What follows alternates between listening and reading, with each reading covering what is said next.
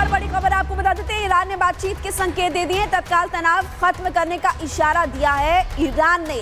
America और Israel को Iran ने संदेश भेजा है। खबर मिल रही है मध्यस्थता के जरिए ईरान ने संदेश भेजा और फिर से परमाणु वार्ता शुरू करना चाहता है ईरान। तो यहाँ पर आप देखेंगे कि ईरान एक तरफ जहां अटैक कर रहा है, वहीं ईरान ये भी जानता है कि इजराइल कितना ताकतवर है, क्योंकि इजराइल ने इससे पहले कई मोर्चों पर एक साथ लड़ाई लड़ी थी, जिसमें आपने देखा हमास हारा, लेबनान में क्या हुआ, और आपने ये भी देखा कि यमन में भी अटैक किया था इजराइल ने। और इसी बीच अब ईरान जो है वो काफ़ी ज़्यादा डरा हुआ है और अब ये भी खबर मिल रही है कि ईरान बातचीत चाहता है। देखिए लगातार हम आपको बता रहे हैं और अब आपको बता दें कि ईरान और इजराइल के बीच लड़ाई लगातार जारी है। तस्वीरें आपको दिखा रहे हैं, दोनों एक दूसरे पर मिसाइल्स भी छोड़ रहे हैं और ईरान को बड़ा नुकसान होता हुआ भी सागर नजर आ रहा है। हालात ऐसे लग रहे हैं कि ईरान अब ज्यादा दिन युद्ध के मैदान में अब टिकने वाला नहीं है, क्योंकि इजराइल के सामने नहीं टिक पाएगा।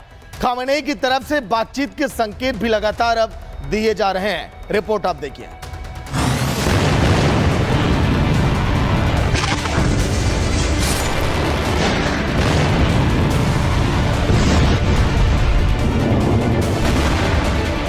इजराइल और ईरान में जंग जारी है। इजराइल ने एक बार फिर सेंट्रल ईरान पर एयर स्ट्राइक की। हमले में ईरान को भारी नुकसान की खबर है। इससे पहले इजराइल ने रविवार रात ईरान के विदेश मंत्रालय पर हमला किया था। इसमें 100 से ज्यादा लोग घायल हो गए। 14 जून को इजरायली सेना ने ईरानी रक्षा मंत्रालय पर भी हमला किया था। वहीं ईरान भी लगातार जवाबी कार्रवाई कर रहा है। सोमवार सुबह ईरानी सेना ने सेंट्रल इजराइल में कई जगहों पर बैलिस्टिक मिसाइलें दागी।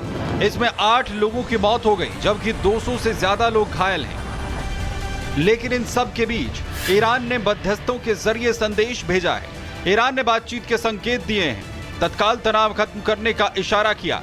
अमेरिका और इजराइल को ईरान ने भेजा संदेश, फिर परमाणु वार्ता शुरू करना चाहता है ईरान। खामेनेई इसमें बुरी तरह से फंसते हुए नजर आ रहे हैं। तभी तो तेहरान के बंकर में शिफ्ट हुए खामेनेई, पूर्वोत्तर तेहरान के बंकर में शिफ्ट हुए खामेनेई।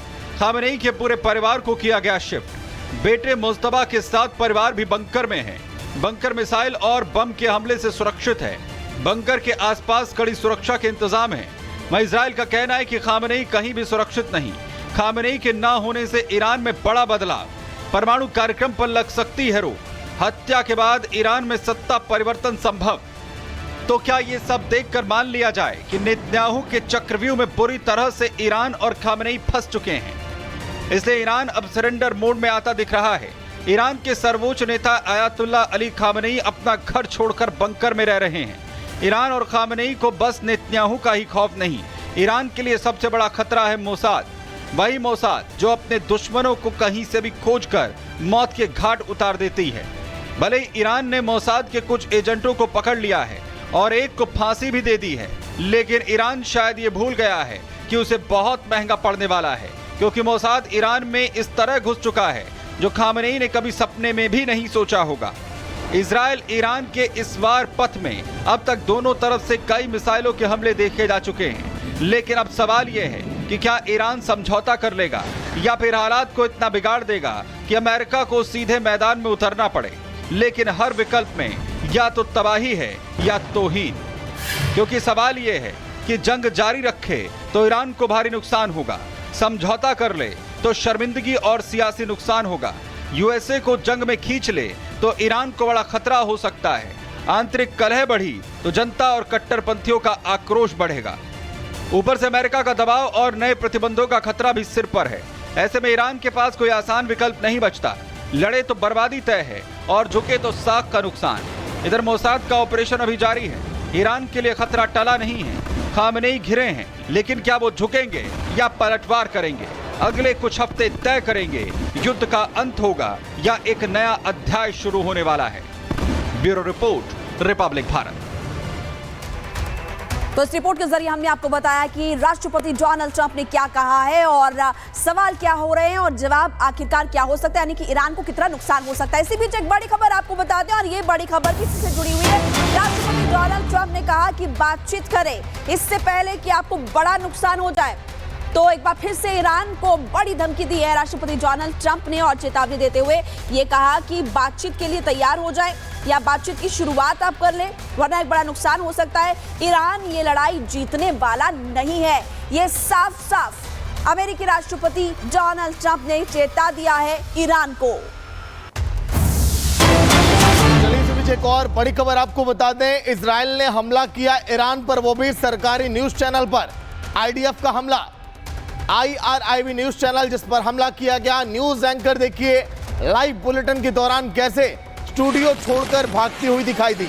अचानक दफ्तर पर बम गिरता है, पूरे उस जो न्यूज रूम है, जो दफ्तर है, हर तरफ से देखिए धराशायी होता हुआ दिखाई दिया और लास्ट में आवाज भी आती है अल्लाह अकबर। देखिए धमाके की आवाज, ये सब कुछ जताता है कि ये जंग ये कितनी भीषण हो चुकी है। इजराइल लगातार हमले कर रहा है ईरान पर, लेकिन आईडीएफ ने जो बमबारी की सरकारी न्यूज चैनल पर, वो सब कुछ दर्शा रहा है। सुनिए आप।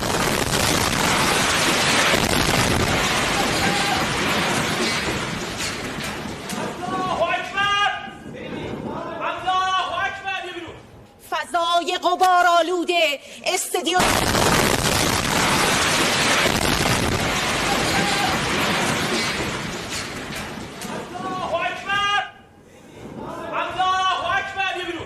فضای غبار آلوده استدیو فضای غبار آلوده استدیو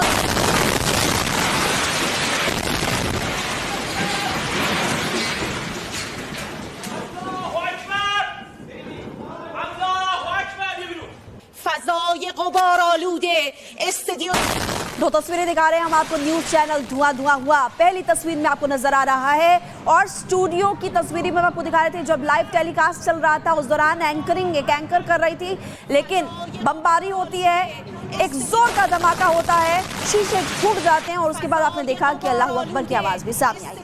इस बीच एक और बड़ी खबर आपको बताते हैं, मिसाइल लेकर जा रहे ट्रकों पर इजराइल डिफेंस फोर्सेस की बमबारी। मिसाइल लेकर पश्चिमी ईरान से तेहरान ट्रक जा रहे थे, जमीन से हवा में मार करने वाली मिसाइल लॉन्चर भी थे।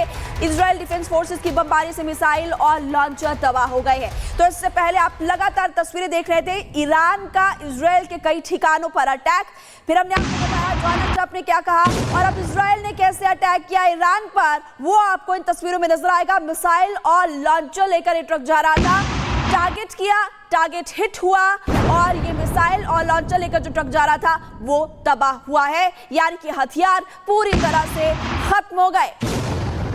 इजराइल का ऑपरेशन राइजिंग लाइन जारी है और उसी की तस्वीरें आप देख रहे हैं। तो जंग के मैदान से देखिए लगातार तस्वीरें सामने आ रही है, लेकिन इजराइल ईरान की जंग में अब इजराइल ने अपने नए हथियार से अब वार करना शुरू कर दिया है। मोसाद के एजेंट्स ने दावा किया कि अब इस जंग में स्पाइक NLOS मिसाइल का इस्तेमाल पहली बार किया जाएगा, जो फायर एंड फॉरगेट पर अब काम करती है। कितना खतरनाक होगा ये देखिए आप।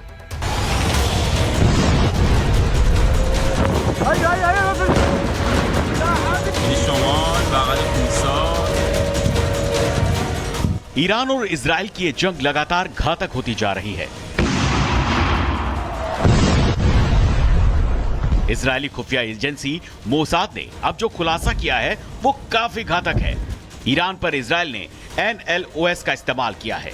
पहली बार इस जंग में LSOS का इस्तेमाल किया गया। मोसाद के एजेंट्स ने किया घातक दावा।